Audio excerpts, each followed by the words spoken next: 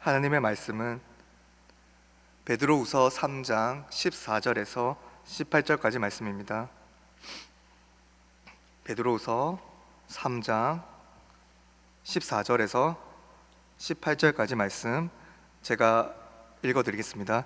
그러므로 사랑하는 자들아, 너희가 이것을 바라보나니 주 앞에서 점도 없고 흠도 없이 평강 가운데서 나타나기를 힘쓰라.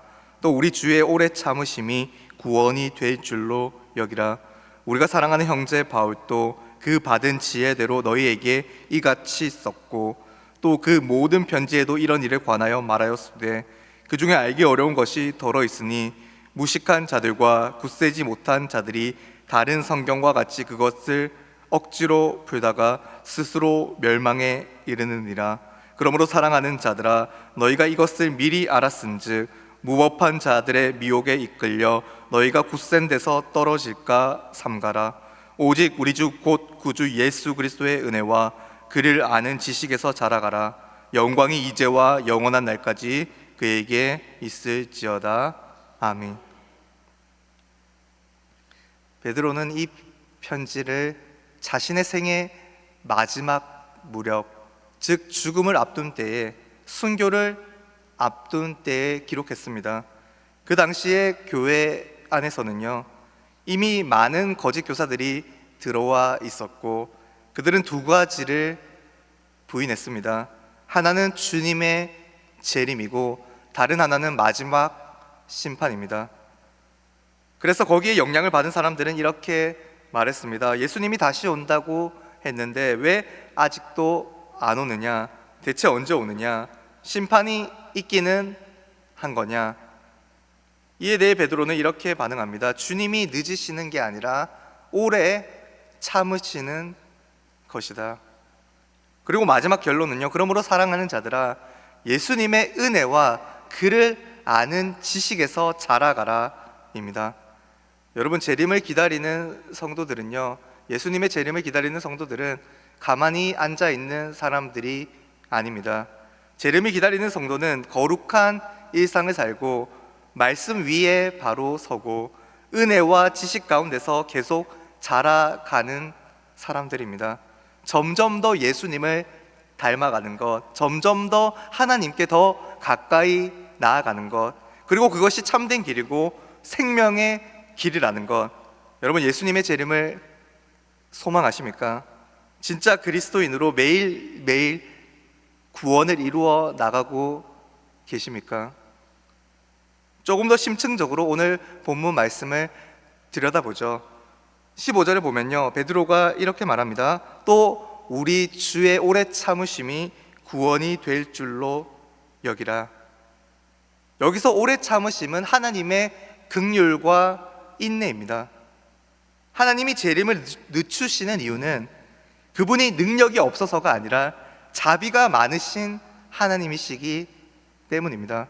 베드로후서 3장 9절에 이렇게 기록되어 있었죠. 주께서는 너희에 대하여 오래 참으사 아무도 멸망하지 않고 다 회개에 이르기를 원하노라. 하나님은 심판에 서두르시는 분이 아니라 때를 기다리시는 분이십니다. 여러분, 집 나간 아들을 향한 어머니의 마음이 어떻습니까? 어머니는요, 밤늦게까지 자지 않고 아들을 기다립니다. 왜죠? 집 나간 아들이 돌아올 것이기 때문입니다. 주변 사람들은 며칠째 밤을 지새우는 어머니에게 이제 포기하라고 말합니다. 하지만 어머니는 결코 포기하지 않습니다. 왜죠? 사랑하기 때문입니다. 하나님의 마음도 그렇습니다. 하나님은 지금도 우리를 사랑하셔서 방황하는 우리가 하나님께로 회개하며 돌아오기를 기다리십니다. 저와 여러분이 지금 교회에 와 있는 것도 하나님의 오래 참으심 때문이죠. 여러분, 하나님의 인내는요, 죄인을 즉각적으로 심판하지 않으시고 회개의 기회를 주시는 은혜로운 하나님의 성품입니다. 즉, 지금 우리가 이렇게 숨을 쉬고 있는 것도 죄 가운데 노출되어 있지만 바로 심판을 받지 않는 것도 하나님의 놀라운 은혜 때문입니다. 은혜가 우리의 일상을 붙들고 있습니다. 은혜가 험난한 세상살이를 견디게 해줍니다. 은혜가 영생에 대한, 확실하게 있을 영생에 대한 소망을 가지게 해줍니다. 여러분, 하나님의 따뜻한 은혜가 우리의 삶을 꼭 붙들고 있음을 잊지 마시기 바랍니다. 하나님의 주권과 사랑을 기억하고 인정하며 하나님께 우리의 삶을 맡겨드리고 내어드립시다. 이어서 보겠습니다. 베드로는요 16절 17절 말씀에 성경을 억지로 풀지 말라고 말합니다. 억지로 풀다가 스스로 멸망에 이르기에 굳센 믿음 가운데서 떨어질까 조심하라고 권면합니다. 여러분, 무식한 자들과 굳세지 못한 자들은요 스스로 멸망에 처합니다. 이들은요 성경을 모르는 사람들이 아닙니다. 계속해서 말씀을 듣고 계속해서 말씀을 읽는 사람들입니다. 문제는 성경을 왜곡하는 사람들이라는 거죠. 말씀을 순전한 하나님의 말씀으로 받아들이지 않고 말씀을 자기 욕망에 맞춰서 해석하는 거죠. 오늘날에도 이런 일이 많이 있습니다. 어떤 사람이 말했습니다. 하나님은 사랑이시니까, 성경에서 하나님은 사랑이라고 계속 강조하시니까 내가 마음대로 살더라도 100% 용서해 주실 거야. 내가 예수님을 믿기만 하면 구원이 보장되는 거니까 내가 삶의 주인이 되어서 내 삶을 마음대로 조종해도 상관없어. 여러분, 이것은요 성경이 말하는 복음이 아닙니다. 자기 중심적으로 해석하는 복음은요 다른 복음입니다. 성경 속에서 하나님은 말씀하십니다. 내가 거룩하니 너희도 거룩하라. 여러분, 우리도 거룩해야 합니다. 거룩이라는 단어가 주는 메시지가 무엇입니까? 죄를 허용하라는 메시지가 아니라 죄에서 우리 스스로를 건져내라는 메시지입니다. 거룩하신 하나님을, 우리의 전능하시고 거룩하신 하나님을 신뢰하면서 죄와 자기 자신을 부인하고 말씀에 순종하는 것, 예수님처럼 하나님의 뜻에 우리 자신의 뜻을 맞추는 것. 여러분, 경건의 모양만 있으면 안 됩니다. 껍데기만 번지르르한 그리스도인이 되어서는 안 됩니다. 경건의 능력이 있어야 합니다. 십자가의 능력이 있어야 합니다. 예수님의 복음이 우리 안에 살아 역사하고 있어야 합니다. 말씀을 왜곡하면요 자기 중심적인 삶에 이끌려 말씀을 왜곡하게 되면요 결국 믿음도 무너집니다. 그래서 베드로는 강력하게 권면합니다. 굳센 데서 떨어질까 조심하라. 여러분, 신앙은요 자동으로 유지되는 것이 아닙니다. 성도는 늘 말씀 위에 서 있어야 합니다. 말씀 위에 삶을 올려놔야 합니다. 말씀 중심, 기도 중심, 하나님 중심으로 살아가야 합니다. 그래서 베드로후서의 마지막 문장은 너무도 아름답습니다. 18절 말씀을 다시 한번 함께 읽도록 하겠습니다. 시작. 오직 우리 주 곧 구주 예수 그리스도의 은혜와 그를 아는 지식에서 자라가라. 영광이 이제와 영원한 날까지 그에게 있을지어다. 아멘. 여러분, 신앙은 성장하는 거죠. 구원은, 하나님이 우리에게 베푸신 구원은 이루어 나가는 것입니다. 여러분, 우리는 먼저 구주 예수 그리스도의 은혜에서 자라가야 합니다. 우리 신앙생활의 시작은 은혜로 시작되죠. 에베소서 2장 8절에서 말씀합니다. 너희는 그 은혜에 의하여 믿음으로 말미암아 구원을 얻었으니 이것은 너희에게서 난 것이 아니요 하나님의 선물이라. 여러분, 신앙생활은 은혜로 시작해서 은혜로 살아가며 은혜로 끝나는 삶입니다. 신앙생활은 자신의 노력으로 억지로 버티는 삶이 아니라 하나님의 은혜에 의지하는 삶입니다. 그리고 우리의 신앙생활은 하나님을 아는 지식에서 자라가는 삶입니다. 여기서 지식은요 단순한 정보가 아닙니다. 하나님과의 인격적인 관계입니다. 바울은 빌립보서 3장 8절에 이렇게 말했습니다. 내 주 그리스도 예수를 아는 지식이 가장 고상하기 때문이라. 여러분, 고상하다는 말은요, 단순히 좋다, 이 좋다라는 표현이 아닙니다. 비교할 수 없을 정도로 뛰어나다, 압도적으로 탁월하다라는 의미입니다. 그러니까 바울이 말하는 것은 바로 이것입니다. 세상에 있는 모든 지식과 가치와 성공을 견주어 보아도 그리스도를 아는 지식이 압도적으로 더 크다. 여러분, 우리가 살아가는 현대는요, 정보가 넘치는 시대입니다. 정보가 범람해서 수많은 정보들이 단순간에 우리 가운데 이입되는 그런 시대를 우리가 살아가고 있습니다. 역사상 가장 많은 지식을 가진 시대를 우리가 살아가고 있습니다. 사람들은 스마트폰 하나로 세계 뉴스, 최신 과학, 경제 정보, 인공지능 기술 등을 단 몇 초 만에 찾을 수가 있고 사용할 수가 있습니다. 하지만 역설적으로 가장 중요한 지식은 점점 더 잃어가고 있습니다. 바로 하나님을 아는 지식이죠.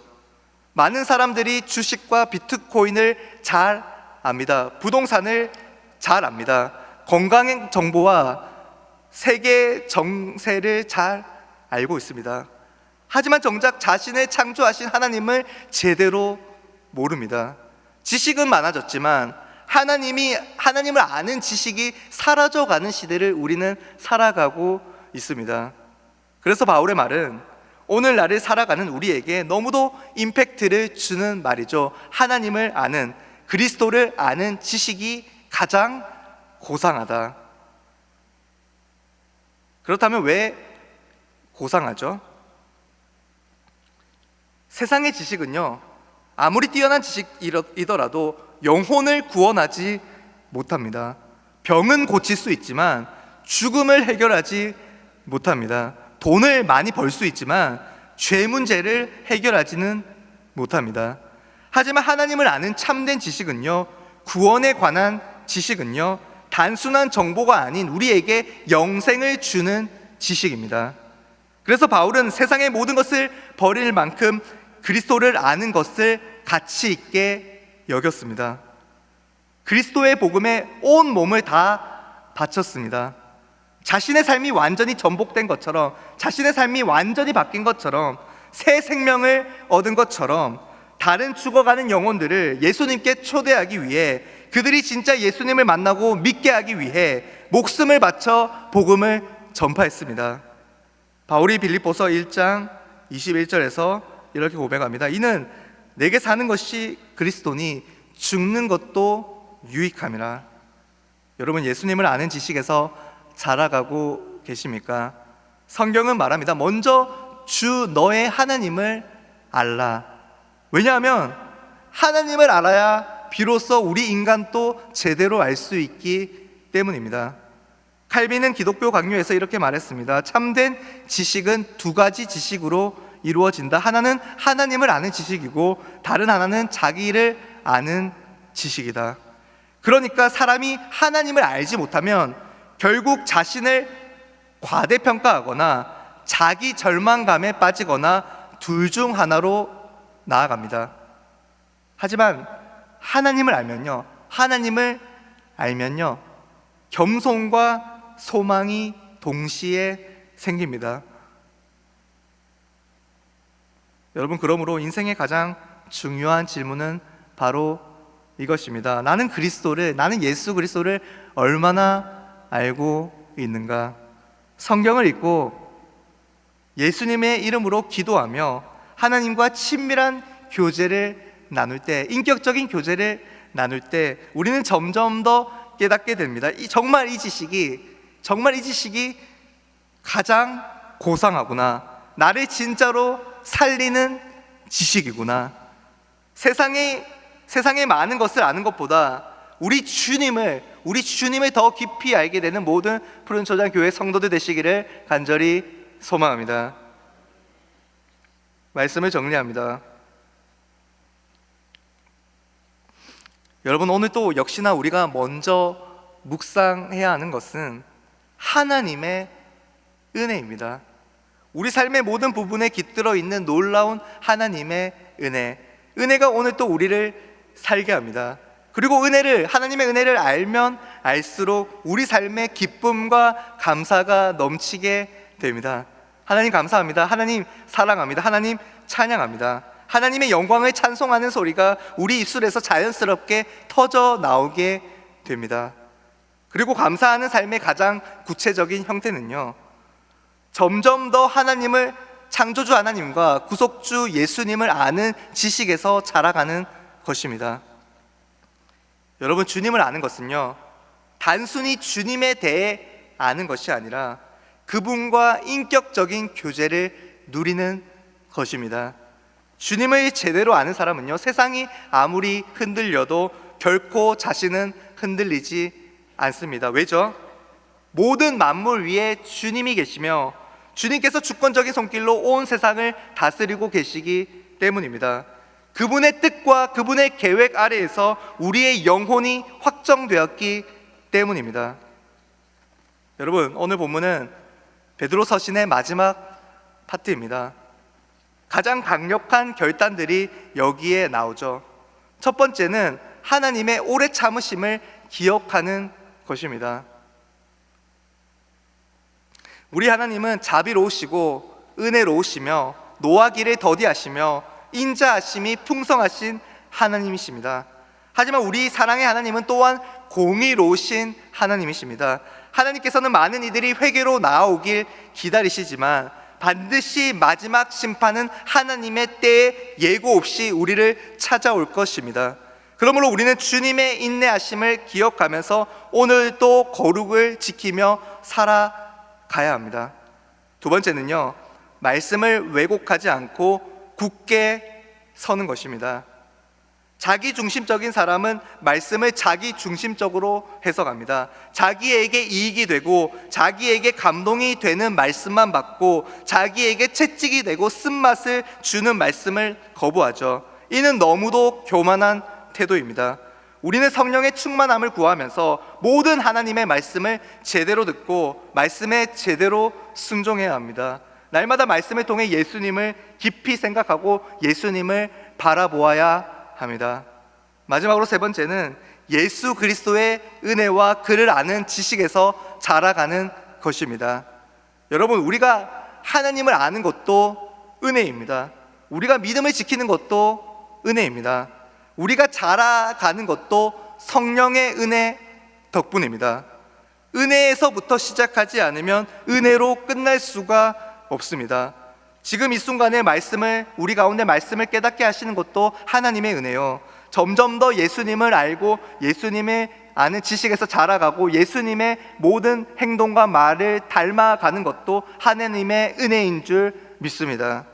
우리가 그렇게 점점 더 성화의 과정을 올바르게 걸어 나갈 때 하나님의 영광이 더욱더 높여질 줄 믿습니다. 오늘 본문 18절 마지막에 이렇게 고백하고 있습니다. 영광이 이제와 영원한 날까지 그에게 있을지어다. 지금으로부터 마지막 날까지 영원토록 있으리라. 여러분, 하나님 나라가 이미 임했고 마침내 하나님 나라는 완성이 될 것입니다. 우리는 지금 또 영생을 부분적으로 누리고 있고 그날이 오면 영원토록 슬픔과 고통과 수고 없이 영생을 누리게 될 것입니다. 오늘 또 영생을 누리는, 날마다 구원을 이루어 나가는, 점점 더 우리의 머리 되시는 예수 그리스도에게까지 자라가는 우리 모든 푸른 초장 교회의 모든 성도들 다 되시기를 간절히 소망합니다. 이 시간 찬송하고